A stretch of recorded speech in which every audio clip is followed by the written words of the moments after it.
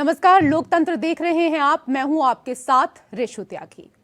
2024 लोकसभा चुनाव से पहले इंडिया गठबंधन को तगड़ा झटका लगा है। तृणमूल कांग्रेस चीफ और पश्चिम बंगाल की मुख्यमंत्री ममता बनर्जी ने साफ कर दिया है कि उनकी पार्टी बंगाल में अकेले चुनाव लड़ेगी। ये बड़ा ऐलान करते हुए बुधवार को उन्होंने कांग्रेस और लेफ्ट पर भड़ास निकाली। ममता बनर्जी ने दावा किया कि उनके सभी प्रस्तावों को ठुकराया गया, इसलिए उन्होंने अकेले लड़ने का निर्णय लिया है। उधर कांग्रेस ने कहा कि हम ममता बनर्जी और टीएमसी के बिना इंडिया गठबंधन की कल्पना ही नहीं कर सकते। कांग्रेस के वरिष्ठ नेता जयराम रमेश ने कहा कि कभी कभी स्पीड ब्रेकर आते हैं, कभी कभी लाल बत्ती आती है, लेकिन इसके मायने ये नहीं है कि हम सफर से पीछे हट जाएं। इस बीच आप नेता और पंजाब के मुख्यमंत्री भगवंत मान ने कहा है कि पंजाब में आम आदमी पार्टी सारी 13 लोकसभा सीटें जीतेगी। उनके इस बयान के भी कई मतलब निकाले जा रहे हैं। सबसे पहले देखिए रिपोर्ट।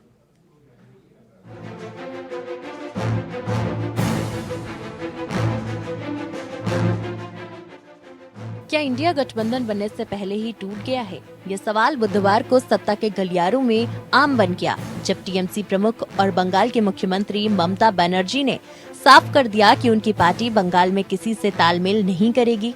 मतलब साफ है कि ममता ने एकला चलो की राह पकड़ ली है। ममता बनर्जी के मुताबिक कांग्रेस के साथ उनकी कोई चर्चा नहीं हुई। ममता ने कहा कि उन्हें इस बात की चिंता नहीं है कि देश में क्या किया जाएगा, लेकिन उनकी पार्टी एक धर्मनिरपेक्ष पार्टी है और बंगाल में है, वो अकेले ही बीजेपी को हरा देंगी।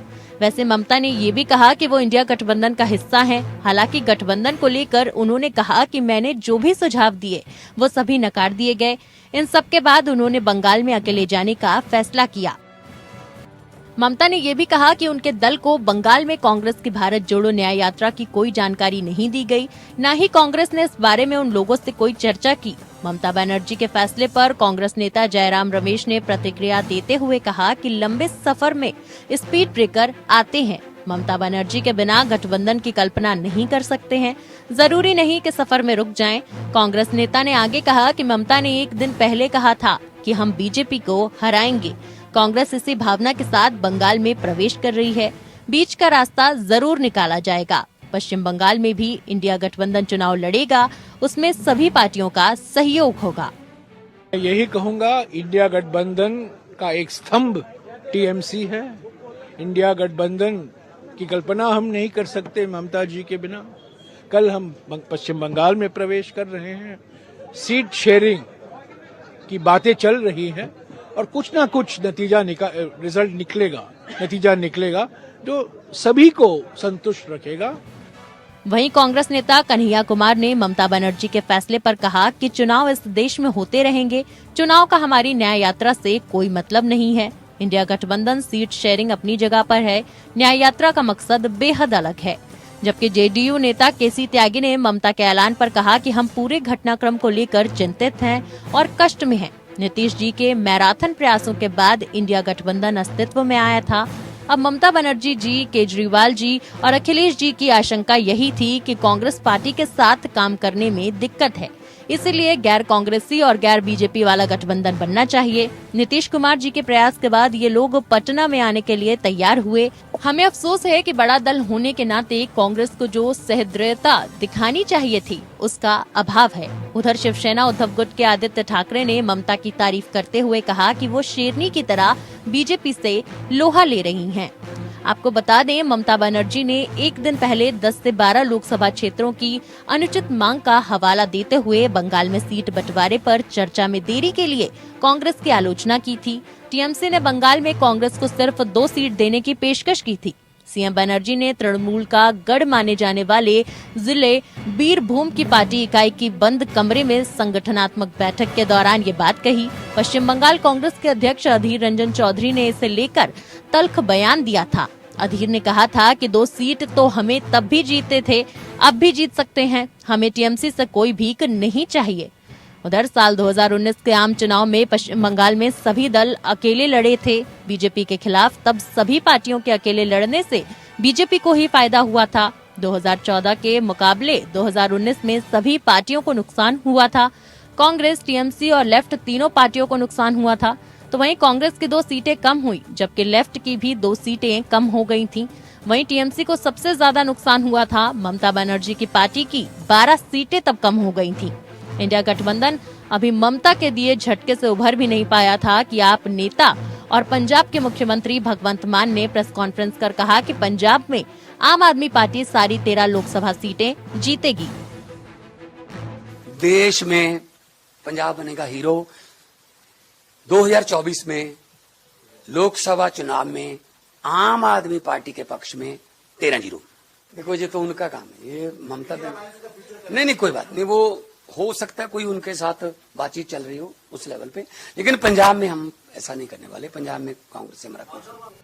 मुख्यमंत्री मान के इस बयान के कई मतलब निकाले जा रहे हैं। सवाल उठता है कि क्या बंगाल में टीएमसी की तरह पंजाब में आम आदमी पार्टी भी अकेले चुनाव लड़ेगी। इस बीच कर्पूरी ठाकुर को मरणोपरांत भारत रत्न दिए जाने पर इंडिया गठबंधन के एक और दल जेडीयू के अध्यक्ष नीतीश कुमार ने पीएम मोदी की प्रशंसा की है और कहा कि कांग्रेस सरकार के कार्यकाल के दौरान कर्पूरी ठाकुर को ये सम्मान नहीं मिला। ये संकेत अपने आप में काफी कुछ बता रहे हैं कि इंडिया गठबंधन में सब कुछ ठीक नहीं है। Bureau report, APN.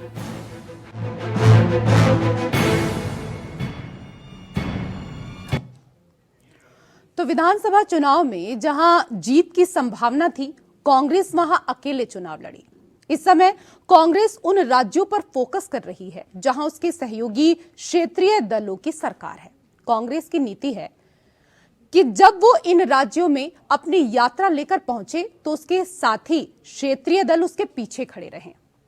इससे कांग्रेस गठबंधन के नाम पर अपने निजी वोट बैंक का प्रसार कर सके, वहीं क्षेत्रीय दल अपने राज्य में सिमटे रहे। कांग्रेस की यह रणनीति अब उनके सहयोगियों को अखड़ने लगी है।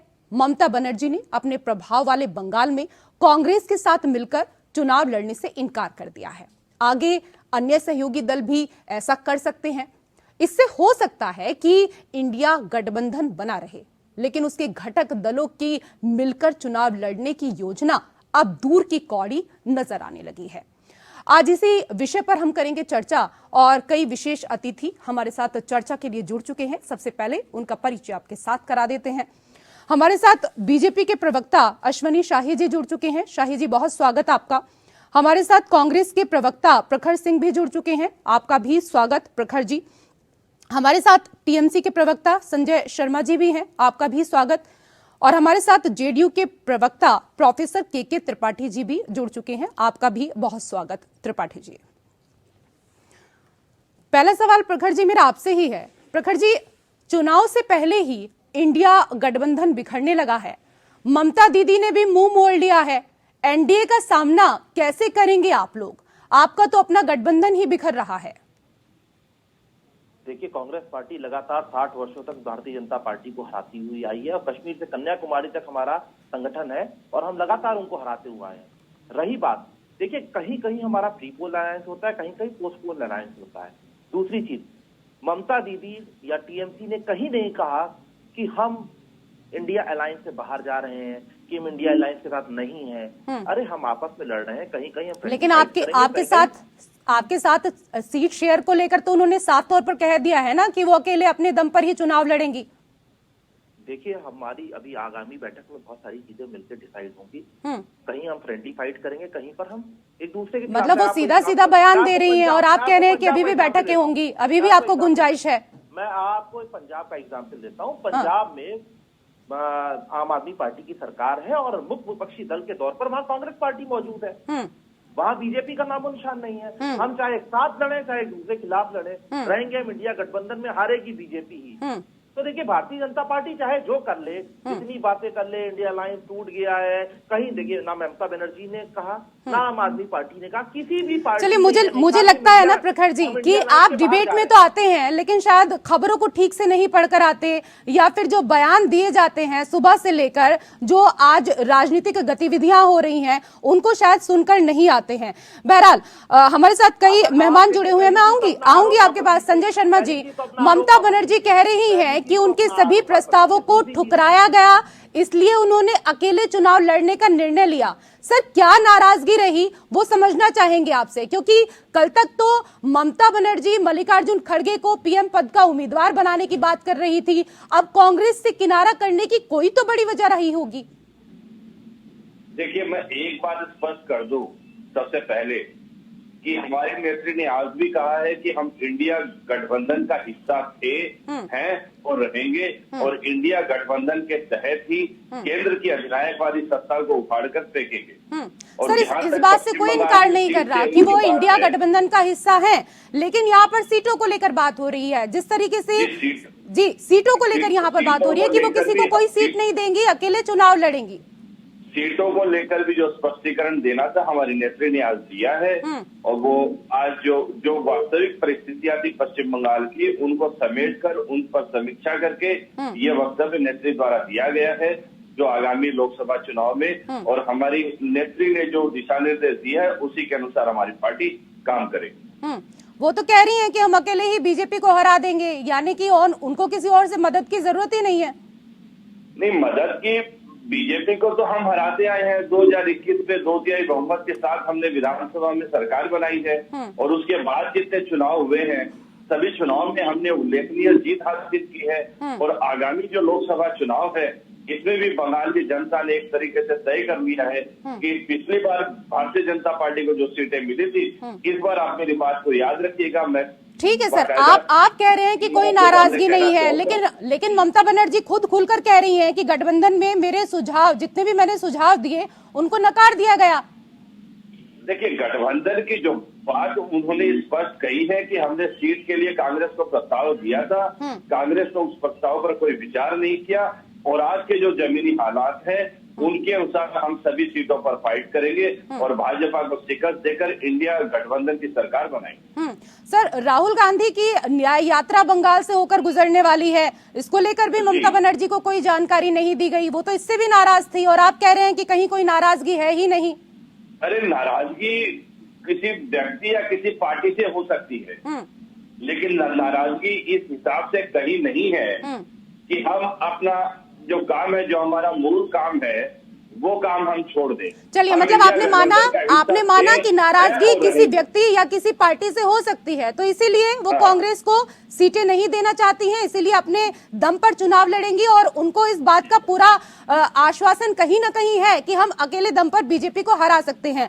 शाही जी, आपसे मैं इस पर प्रतिक्रिया लेना चाहूंगी। ममता बनर्जी कह रही हैं कि हमारे अंदर इतनी दम खुद है कि हम बीजेपी को अकेले हरा सकते हैं पश्चिम बंगाल में, हमें किसी और के सहयोग की जरूरत ही नहीं है, न किसी को सीटें बांटेंगे।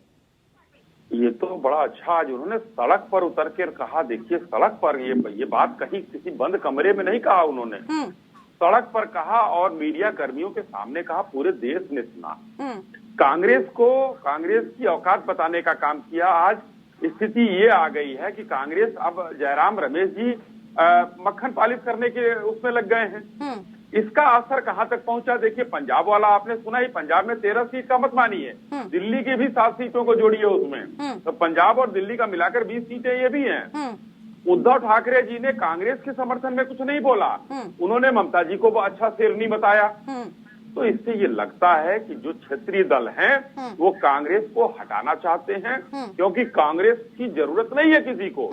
आज कांग्रेस देश में अप्रासंगिक हो चुकी है, और राहुल गांधी जी जो न्याय यात्रा निकाल रहे हैं वो अंकिता दत्ता को न्याय नहीं दे पा रहे हैं आसाम में, और न्याय यात्रा निकाल रहे हैं। इसलिए आज राहुल जी से किसी को कोई उम्मीद नहीं है, खास करके ममता जी। और इंडिया अलायंस कैसा, मुझे तो नहीं लग रहा है कि कोई इंडिया अलायंस है, कोई ना उसमें कोई नीति है, न नियत है, न कार्यालय है, न झंडा है, न कोई कार्यक्रम।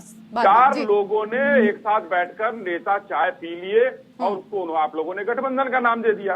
ये तो अक्सर होता रहता है कि भाई गठबंधन लोग 4 लोग जाकर चाय पीते हैं। कहीं आज गठबंधन की राजनीति शुरुआत थी तो क्या चाय नहीं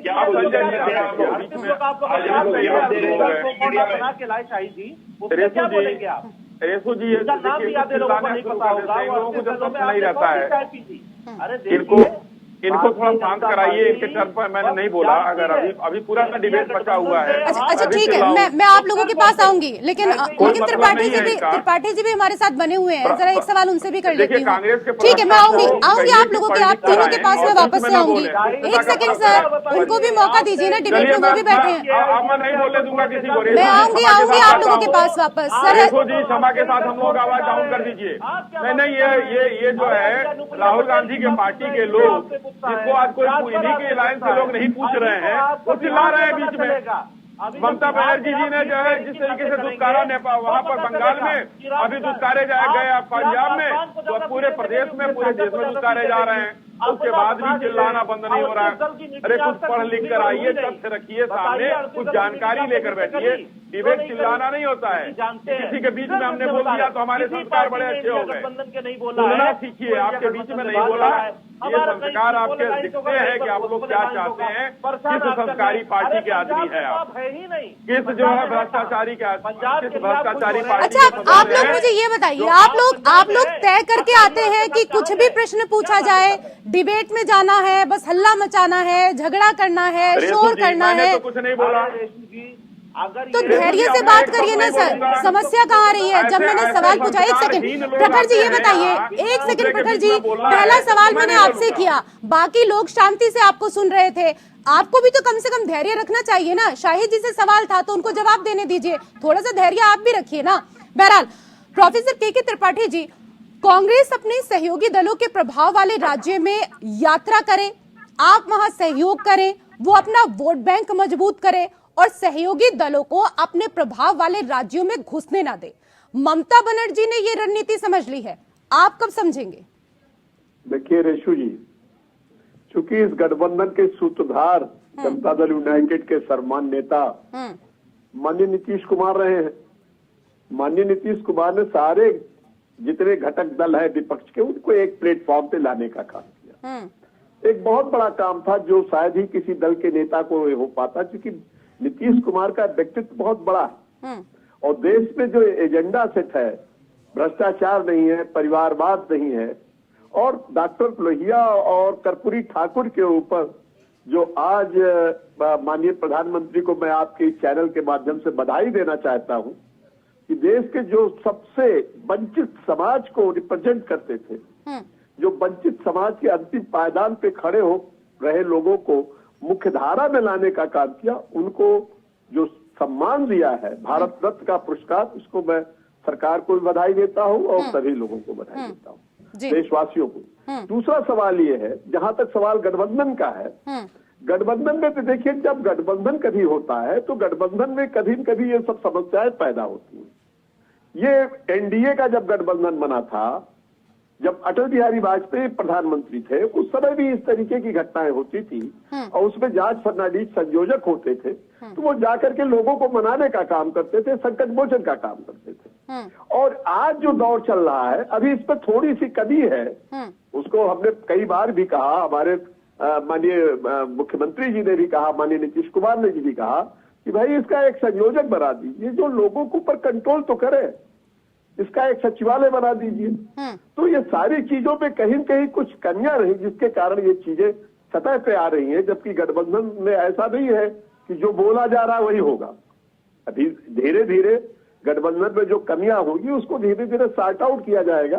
लेकिन जो एक गठबंधन बना है, कब सॉर्ट आउट किया जाएगा? जब लोकसभा चुनाव निकल जाएंगे तब सॉर्ट आउट करेंगे आप लोग? सर कितना समय बचा है? मुश्किल से 3 महीने। ये स्वाभाविक है, गठबंधन का दौर है और इस गठबंधन में चूंकि अब विचारधारा के अलग अलग लोग हैं और इसका प्रपोजल हमारे माननीय नीतीश कुमार ने दिया था कि जो मुख्य धारा में जो सबसे बड़ी पार्टी है उसको रहना चाहिए। ये हम लोग रीजनल पार्टीज हैं और रीजनल पार्टी का दायित्व ये है कि जहां कांग्रेस, जहां ये तय हुआ था कि जिन जिन स्टेट्स में रीजनल पार्टी मजबूत है वही सीट शेयरिंग को डिसाइड करेंगी। ठीक है, शाहिद जी कुछ कहना चाह रहे हैं? शाहिद जी, इंडिया गठबंधन बनने से पहले ही टूटने लगा है। ममता बनर्जी एकला चलो की राह पकड़ चुकी हैं, लेकिन कह रही हैं कि बंगाल में अकेले ही वो बीजेपी को हरा देंगी। दूसरी तरफ पंजाब में भी हमने देखा कि किस तरीके से आज भगवंत मान ने कह दिया कि 13 की 13 सीटों पर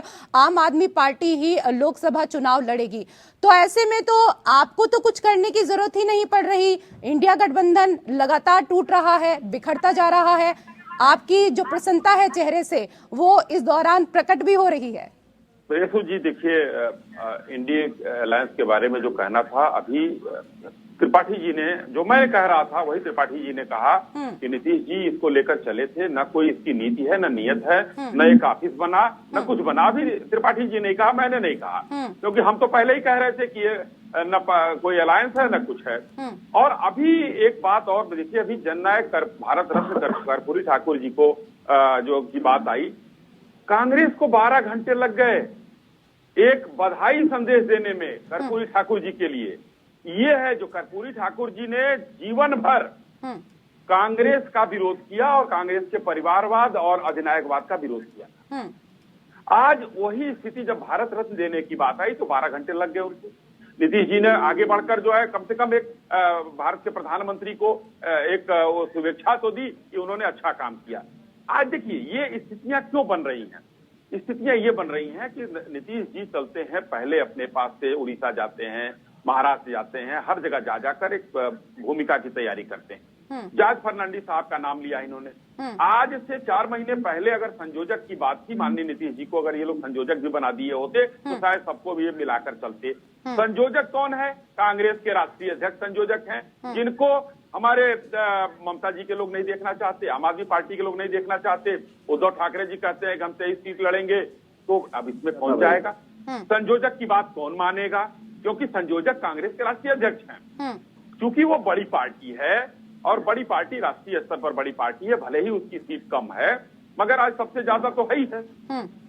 लेकिन उनके पास जो घमंड है, आज ये न्याय यात्रा लेकर निकले हैं तो अपने साथियों को कम से कम अपने एक उसमें लेना चाहिए कि अपने हम बंगाल भी जाएंगे, हम झारखंड भी जाएंगे। तो साथियों को ही नहीं पता है कि न्याय यात्रा कहाँ से निकलेगी। ठीक है, लेकिन ये बताइए, ममता जी ने कुछ गलत तो कहा नहीं है। ठीक है भाई, हमको पता ही नहीं है कि कहाँ से कहाँ तक यात्रा जाएगी, हमसे कोई राय बात नहीं की गई। बिल्कुल सही बात है, और सरकार की जिम्मेदारी होती है ना ऐसे में। अगर आप न्याय यात्रा लेकर निकल रहे हैं तो जिन जिन राज्यों से होकर गुजरेगी वहां की सरकारों की जिम्मेदारी होती है। कल को कुछ अनहोनी हो गई तो उसकी जिम्मेदारी कौन लेगा?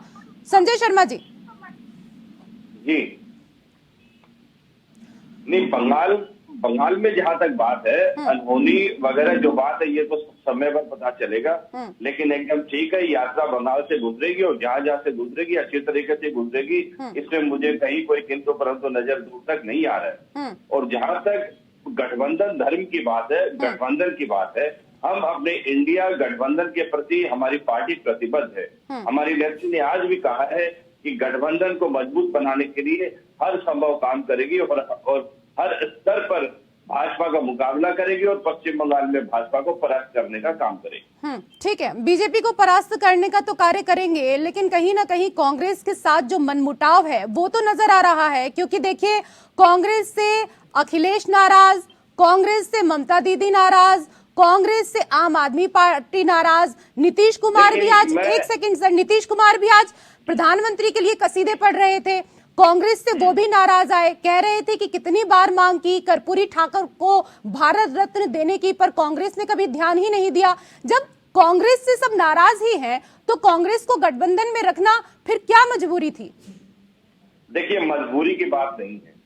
इंडिया गठबंधन एक बना है और हर क्षेत्रीय दल ने और कांग्रेस के नेताओं ने आपस में बातचीत करके इसको मूर्त रूप दिया और इंडिया गठबंधन बना।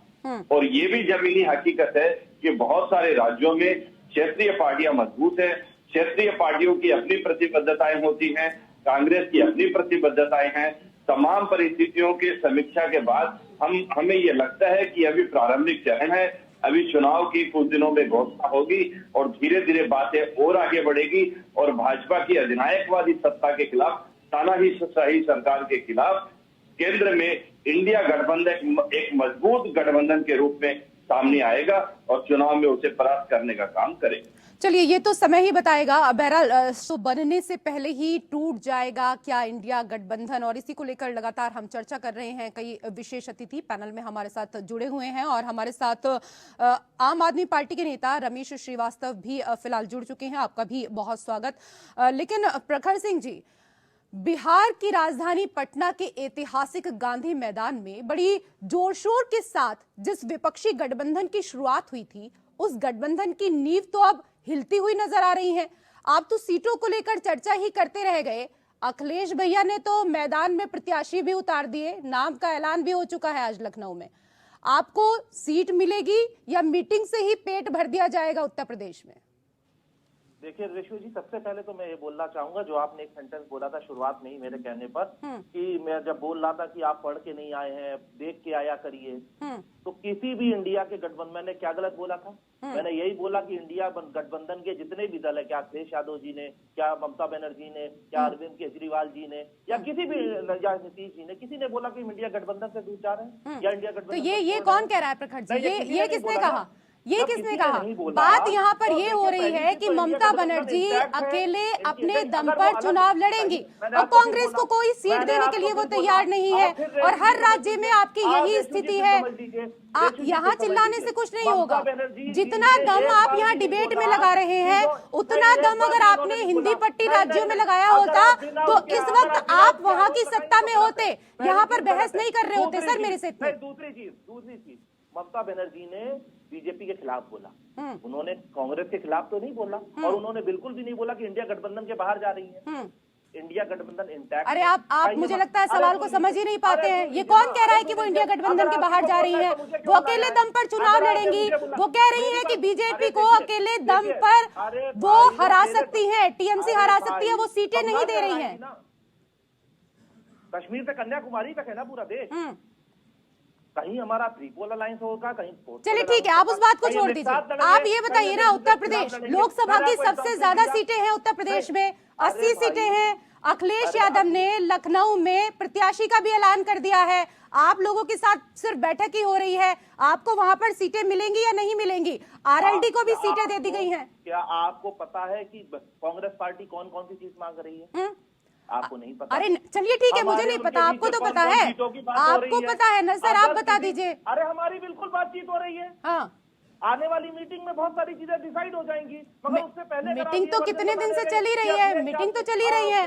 आरएलडी को, अगर आरएलडी को सीटें दे दी तो आपको सीटें देने में क्या दिक्कत हो रही थी? सपा ने एक बार भी बोला कि वो इंडिया गठबंधन से बाहर जा रही है? नहीं बोला है।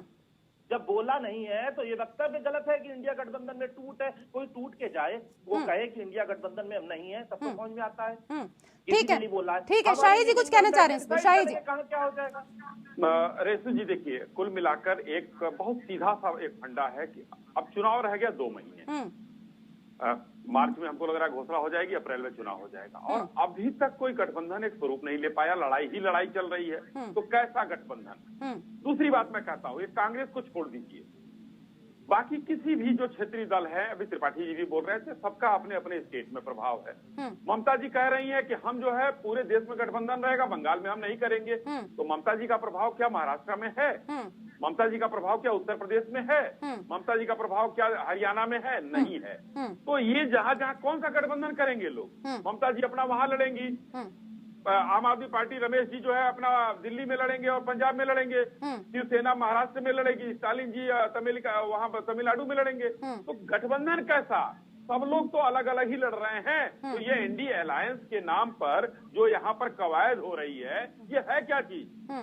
आप हमको कहीं कुछ दिखाई ही नहीं दे रहा है। ठीक है, जवाब दीजिए प्रखर जी। पार्टी है, गठबंधन है क्या? जब सब अपने अपने दम पर चुनाव लड़ लेंगे राज्यों में, तो फिर गठबंधन किस चीज का रह गया? अरे इससे पहले 2004 में सब अलग अलग लड़े थे और एक साथ होकर के यूपीए में आए थे और सरकार बनी थी, और भारत देश को एक बेहतरीन प्रधानमंत्री मिला मनमोहन सिंह जी के तौर पर, और क्या उन्होंने बेहतरीन गवर्नमेंट चलाई थी? क्या बातें कर रहे हैं? कहीं प्रीपोल अलायंस होता, कहीं पोस्टपोल। आप अपना बता दीजिए, आपने किसको दी है? आपने तो बिहार में अपनी लोगों को बता दिया है, आपने उत्तर प्रदेश में अपने गठबंधन दलों को बोल दिया है, किसको सीटें दे दी है? एक बताइए, महाराष्ट्र में आप किसको सीटें दे रहे हैं? जो अजीत पवार को तोड़ के लाए हैं उनकी पार्टी को दे रहे हैं, कि आप जो शिवसेना को तोड़ के लाए हैं उनको पार्टी को आप दे रहे हैं? कितनी सीटें दे दी? अभी तो आपने महाराज बात भी नहीं शुरू करी है। अभी ओम प्रकाश राजभर मुंह बनाए हैं, अनुप्रिया पटेल अलग मुंह बनाए, निषाद पार्टी के अध्यक्ष अलग मुंह बनाए, क्या बातें कर रहे हैं आप? अपना बता दीजिए किसको दे रहे हैं? किसी का एक बयान दिखा दीजिए। अकाली आपके साथ है, एक बयान, आप क्या बातें कर रहे हैं? मैं आपसे कहूंगा एक बयान दिखवा दीजिए कहीं। अरे आप बता दीजिए, आप बताइए क्या कर रहे हैं? नहीं, हम क्या बताएं भाई? आज कंगन को आप क्या रेशू जी यहाँ पर निर्णायक भूमिका में बैठी है, उनके पास सूत्र है, आपके साथ है, उनके सूत्र हमसे तेज है, दिखा दें एक बयान भाई। जब कोई है नहीं तो क्या ममता बनर्जी जी की तरह इस तरीके से कांग्रेस को बेइज्जत करते हुए एनडीए के किसी सदस्य को दिखा दीजिए कि भाजपा के लिए कुछ कहा है, दिखा दीजिए। कौन कहाँ दल बन गया? अरे भाई कुछ तो प्रमाण पेश करेंगे, हरियाणा में किसको कितनी कुछ प्रमाण पेश करिए। कहीं आपको पता नहीं है। चलिए ठीक है, मैं आप लोगों के पास आऊंगी वापस, लेकिन रमेश श्रीवास्तव जी भी हमारे साथ जुड़े हुए हैं। सर, आपको आवाज मिल पा रही है मेरी? जी, आपकी आवाज मिल रही है। जी, रमेश श्रीवास्तव जी, पंजाब के सीएम भगवंत मान ने कह दिया है कि आप सभी 13 लोकसभा सीटों पर स्वतंत्र रूप से चुनाव लड़ेगी, और जिस तरीके से उन्होंने इस बात का ऐलान कर दिया है, तो अब क्या माना जाए, दिल्ली में भी कांग्रेस के साथ गठबंधन के लिए अब दरवाजे खुलेंगे या नहीं खुलेंगे? गठबंधन के लिए ही तो ये किया गया है। मैं सीटों को लेकर यहाँ पर बात कर रही हूँ। उद्देश्य क्या है कि केंद्र में वर्तमान में बैठी हुई सरकार को हटाना है। तो हटा कौन सकता है? जहां जो मजबूत है, अगर वो 1 to 1 सत्ताधारी पार्टी के कैंडिडेट से लड़ेगा तो बीजेपी हारेगी, एनडीए हारेगा, और लोकसभा के चुनाव के बाद वो सभी दल एक ही तो हैं, कोई भाजपा के समर्थक थोड़ी है। तो इसलिए इसमें कोई परेशानी नहीं है। सब परेशान है गठबंधन के भीतर, और फिर भी कह रहे हैं कि कोई परेशान नहीं है। शाही जी, बीजेपी परेशान है। रमेश भाई से पूछ रहा हूँ, ये प्रीपोल अलायंस है या पोस्ट पोल है? रमेश भाई देखिए, ये एक ऐसा प्रीपोल अलायंस है जो पोस्ट पोल की संभावनाओं से पूरी तरह परिचित है, और जनता को भी मालूम है कि चुनाव के बाद कौन सी पार्टियों की मिलीजुली सरकार बनेगी। तो ये प्रीपोल अलायंस फ्यूचरिस्टिक अलायंस है। रमेश भाई, तो सब लोग मिलकर कांग्रेस को ही क्यों दुत्कार रहे हैं? आप लोग कांग्रेस ही क्या छूत है क्या? त्रिपाठी जी उधर कुछ कह रहे हैं, आप इधर कह रहे हैं, ममता जी उधर कुछ कह रही हैं। ये कांग्रेस के साथ ऐसा खेल आप लोग क्यों खेल रहे हैं? कांग्रेस के साथ कोई खेल नहीं हो रहा है, ये परसेप्शन बनाने की कोशिश की जा रही है। अरे बयान आ रहा है आपके मुख्यमंत्री का, ममता जी का बयान आ रहा है, हम कहाँ कह रहे हैं? या त्रिपाठी जी बैठे हुए, त्रिपाठी जी कांग्रेस को शिक्षा दे रहे थे अभी। तो सब लोग जब उन्हीं को कांग्रेस को शिक्षा देंगे तो फिर इंडी अलायंस का मतलब क्या हो गया? इंडी का आई तो पहले सरक गया। जी नहीं, आप शिक्षा का प्रयोग करिए, अपने ऊपर ध्यान दीजिए, अपने अलायंस पर ध्यान दीजिए। शाही जी, हमारे यहाँ कोई बयान नहीं आया प्रखर भाई, कोई एक बयान कहीं दिखा दीजिए, या रमेश भाई हैं, त्रिपाठी जी हैं, या यहाँ पर रेशू जी हैं, बता दें कि कोई बयान हमारे यहाँ से आया है। हम लोग एक हैं। अच्छा, एक चीज बताइए प्रखर जी, एक चीज बताइए, इंदिरा गांधी के निधन के बाद आपकी पार्टी ने 400 से ज्यादा सीटें हासिल की थी, और ये रिकॉर्ड ऐसा है जो अभी तक कोई तोड़ नहीं पाया है, और ये रिकॉर्ड अभी तक कायम है।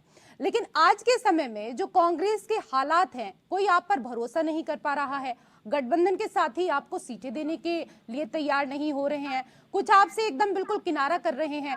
मोहब्बत की दुकान खोलने वाले राहुल अपनी मोहब्बत को अपने साथियों को ठीक से समझा नहीं पा रहे हैं, या साथी समझ नहीं पा रहे हैं?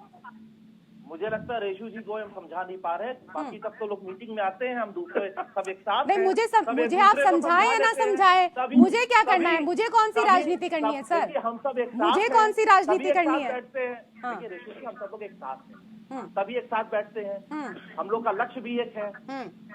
ये जो भारतीय जनता पार्टी की भ्रष्टाचारी नीति है, जो इन्होंने महंगाई बेरोजगारी बढ़ा रखी है, उसके खिलाफ सभी लोग हैं, और सब अलग अलग आइडियोलॉजी वाले दल हैं, सभी अलग अलग दल हैं।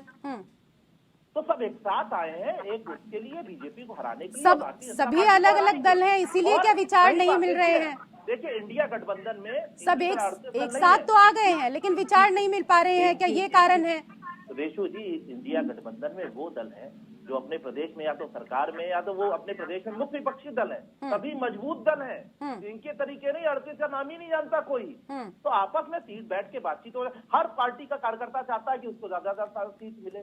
ये तो सारे नेता तैयार करेंगे और कहीं हम प्री पोल अलायंस में जाएंगे, कहीं पोस्ट पोल अलायंस में जाएंगे, मगर अलायंस में है। चुनाव होने के बाद सब एक ही अलायंस में है और भारतीय जनता पार्टी को हरा के आएंगे। इसको किसी मुझे लगता है किसी भी प्रवक्ता ने अभी तक चैनल पर ये बात नहीं बोली कि हम इंडिया गठबंधन आप कह रहे हैं कि भारतीय जनता पार्टी को हरा कर आएंगे। भारतीय जनता पार्टी कह रही है कि राम पर पूरा भरोसा है, कुछ भी हो जाएगा, राम बेड़ा पार लगाएंगे।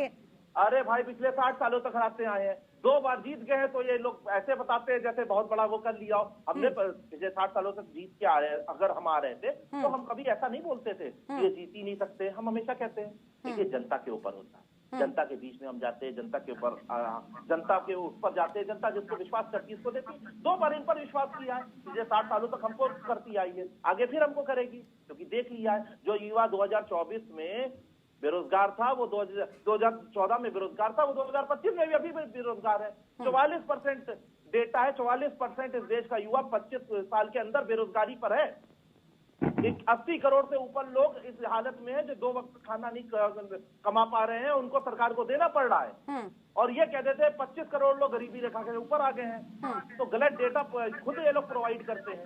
तो देखिए जनता ने मन बनाया है और आने वाले समय में इंडिया गठबंधन एक साथ इनको हराएगा।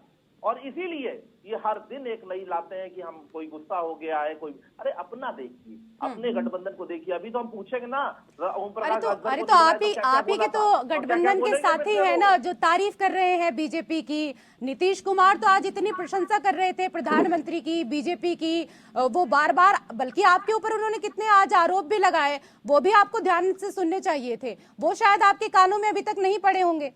अरे भाई, इससे पहले बीजेपी पर कितने आरोप लगाते थे, दल उनके साथ है।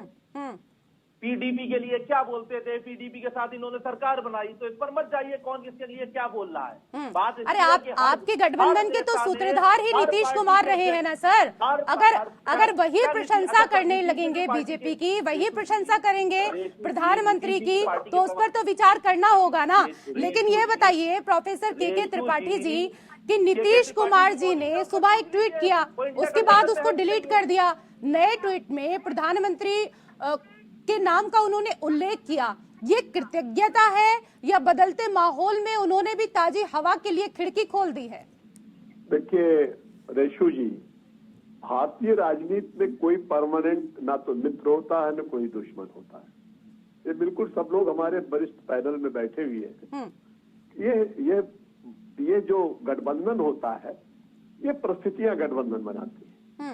चाहे आप गठबंधन पीछे चल करके जाके देखिए तो कांग्रेस को हराने के लिए सारी पार्टियां 69 में 69 में एक साथ हुई थी संसद में, 9 राज्यों में सरकार बन गई हमारी। तो ऐसा नहीं, जब परिस्थितियां बनती है तो लोग गठबंधन में जाते हैं। जब हमने अटल बिहारी वाजपेयी कांग्रेस को सत्ता से बाहर करने के लिए अटल बिहारी वाजपेयी के साथ हम लोगों ने गठबंधन किया, हम लोग खाटी समाजवादी थे, जॉर्ज फर्नांडिस को संयोजक बनाया, 24 पार्टियों के साथ सत्ता को चलाया। दूसरा सबसे बड़ा आपने देखा होगा वीपी सिंह का गठबंधन में सरकार बनी। और उसके साथ साथ जब 77 का चुनाव आया रेशु जी, तो उसमें पार्टी बाद में बनी है और सरकार पहले बनी है। तो ये संभावनाएं भारतीय राजनीति की खूबसूरती है, ये लोकतंत्र की खूबसूरती है। आज जो माननीय नीतीश कुमार ने कहा है, हमारी बहुत, जब से हमारी पार्टी बनी है, हमारी समता पार्टी से मैं आता हूं, मैं फाउंडर रहा हूं, तो समता पार्टी जब भी कार्यक्रम होते थे, जब भी उसका होता था कर्पूरी ठाकुर जी का, तो माननीय नीतीश कुमार हमेशा कहते थे कि भाई भारत रत्न इनको मिलना चाहिए। आज प्रधानमंत्री जी ने जब दिल खोल करके भारत रत्न उनको दिया है, हम उसकी तारीफ करते हैं। ये काम तो कांग्रेस को बहुत पहले कर देना चाहिए था, लेकिन कांग्रेस ने नहीं किया। देखिए जो हिंदुस्तान में जो एक लाइट मिली है, जो रोशनी मिली है अति पिछड़ों को उसकी कर्पूरी ठाकुर ने कल्पना की। कर्पूरी ठाकुर ने पहले 70 में वहां पे मुख्यमंत्री बने, उसके बाद 77 में मुख्यमंत्री बने। और मैं एक चर्चा आप इन लोगों से करना चाहता हूँ कि वरिष्ठ पैनल बैठे, आपके चैनल के माध्यम से जाएगा। जब माननीय कर्पूरी ठाकुर 77 में जब मुख्यमंत्री बनते हैं रेशु जी, तो उनका कुर्ता फटा हुआ था। और जब वहां पे पहुंचे माननीय चंद्रशेखर जी, तो उन्होंने कहा मुख्यमंत्री का कुर्ता फटा हुआ है, भाई आप लोग कुछ पैसा दे दीजिए, चंदा दे दीजिए, इनका कुर्ता बन जाए। तो मुझे बड़ा, मैं उसको दृश्य को जानता हूँ, तो उसमें कर्पूरी ठाकुर ने पैसा लेकर के मुख्यमंत्री के कोष में जमा कर दिया। कहाँ है लोग? जब वहां पे एक सवाल और पैदा हुआ कि जितने भी विधायक हैं या मंत्री रहे हैं उनको एक आवास मिल जाए, कर्पूरी ठाकुर ने कभी आवास नहीं मिला। अपनी भी झोपड़ी में रहते थे, जब लोगों उनको श्रद्धांजलि देने गए तो लोगों के आंखों से आंसू बहने लगे। बिल्कुल, वो तो जन के नायक थे, इसीलिए उनको जननायक कहा जाता था। और ये सम्मान जो आज भारत सरकार ने दिया है, ये सम्मान कांग्रेस के समय में क्यों नहीं मिला प्रखर जी? देखिए, कांग्रेस के समय भी हम लोग, जब भी हमारी मीटिंग समाजवादियों की होती थी, तब भी ये मांग की जाती थी। और माननीय नीतीश कुमार ने, पहले मैं आपसे और रेशु जी शेयर करना चाहता हूँ कि पहली जो उन्होंने शराबबंदी की थी माननीय कर्पूरी ठाकुर ने की। और कर्पूरी ठाकुर के पद चिन्हों पे चल के नीतीश कुमार आज 18 वर्षों से एक वहां स्वीकार्य मुख्यमंत्री बने हुए हैं। आज तक 18 वर्षों से जनता का उन्होंने विश्वास जीता है, ये बहुत बड़ी बात है। बिल्कुल सही आपने कहा। और कर्पूरी ठाकुर से ही, चाहे लालू यादव की बात की जाए या नीतीश की बात की जाए, दोनों ने उन्हीं से सीखा है। जवाब दे दीजिए प्रखर जी इस पर जरा। देखिए, लालू ने, देखिए मैं आपके चैनल से बताना चाहता हूँ, माननीय लालू भी उनके शिष्य रहे हैं, माननीय नीतीश कुमार भी शिष्य रहे हैं, और भारतीय जनता पार्टी के जो बैठे हुए हैं सुशील मोदी जी भी उनके शिष्य रहे।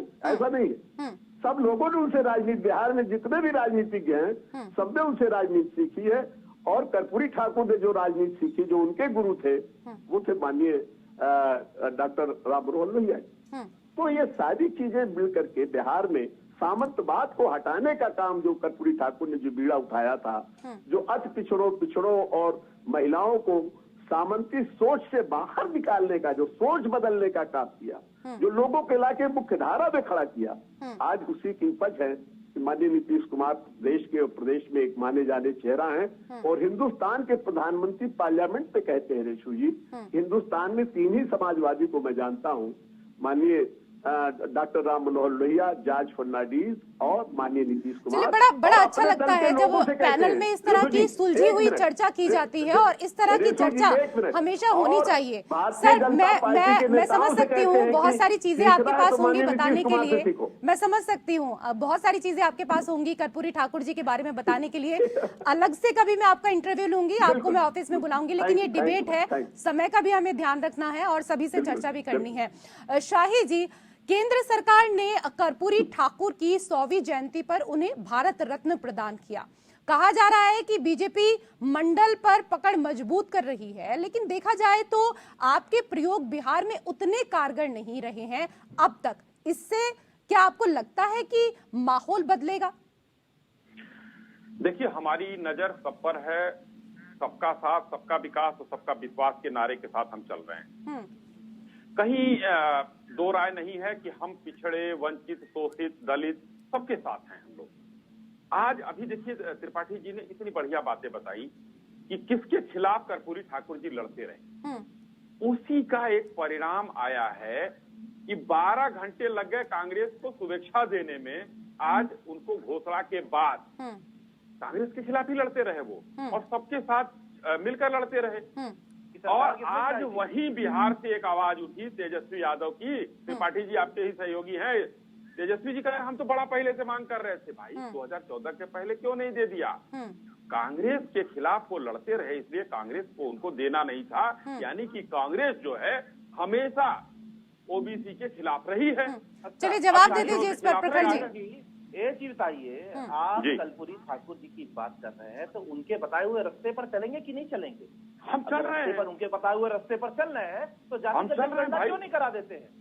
करा दीजिए। एक तरफ आप आरक्षण देश में धीरे धीरे खत्म करते जा रहे हैं। आरक्षण मिलता था तो सरकारी नौकरियों में मिलता था, आप पीएसयू दिन पर दिन बंद करते जा रहे हैं। नौकरियां कम होती जा रही है आरक्षण की। आप क्या बातें कर रहे हैं? जब आपने जातिगत जनगणना की बात करी जाती है तो आप ठीक है। करते हैं। हमने तो ये बोला दोनों का जवाब ले कि लीजिए, फिर आगे बढ़ते हैं। हमने कराई थी 2011 में, दोनों बात का उसका जवाब ले डेटा लीजिए। आते आते पूरे देश की जनगणना थी तो हमारी सरकार तब तक चली गई। हम कह रहे हैं उसी डेटा को आप लागू दिला दीजिए। ना ना, अगर बस, आपके बस, मन में इतना ही है, जवाब ले लीजिए, बात करिए ना। जवाब ले लें। जातिगत जनगणना कराइए पूरे देश में, सरकार में आप प्रचंड- ठीक है, उनसे जवाब तो ले लीजिए प्रखर जी, जवाब ले लीजिए। सिर्फ सवाल करने से नहीं। देखिए रेशु जी, कांग्रेस के प्रवक्ता लोग यहाँ आकर कैसे एक्सपोज होते हैं। अभी इनकी सरकार कर्नाटक में बनी, जातिगत जनगणना की बात हमेशा करते रहते हैं राहुल गांधी जी, आज प्रखर भाई भी कर रहे हैं।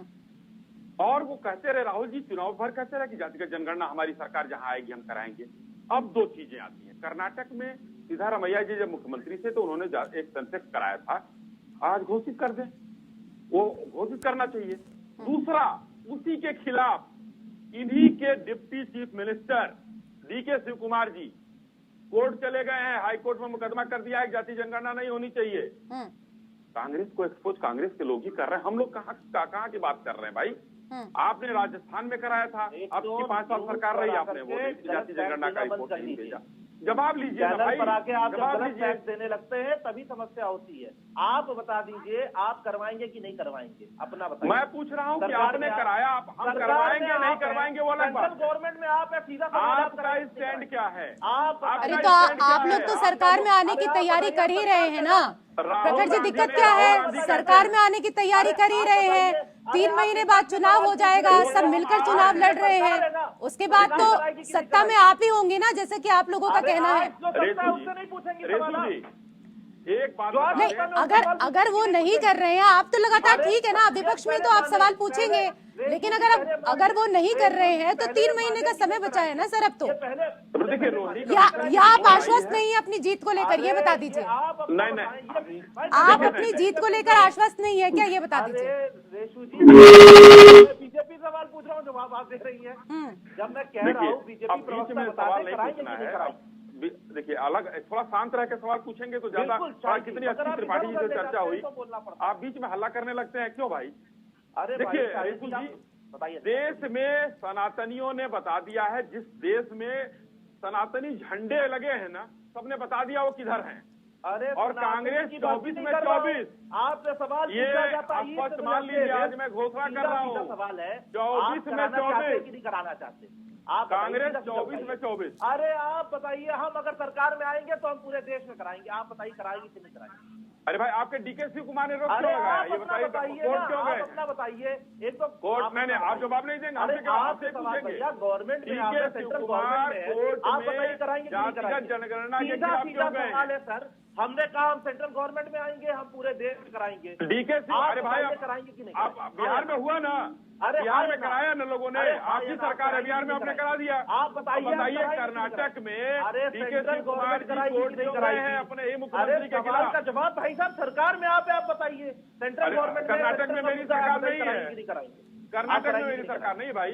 अरे आप बताइए, आपकी सेंट्रल की सरकार गवर्नमेंट भारतीय जनता पार्टी की। चलिए, आज तो जवाब नहीं मिल पाएगा क्योंकि समय हो चुका है और लगातार प्रखर जी आप सवाल कर रहे थे। आज जिस सवाल का जवाब आपको नहीं मिला, उम्मीद करते हैं कि शाही जी कल जब डिबेट होगी तो सबसे पहले इसी का जवाब आप देंगे, ठीक है? ये कभी नहीं देंगे। नहीं देंगे, कल देंगे, ये वादा करके जाएंगे आज की कल जवाब देंगे।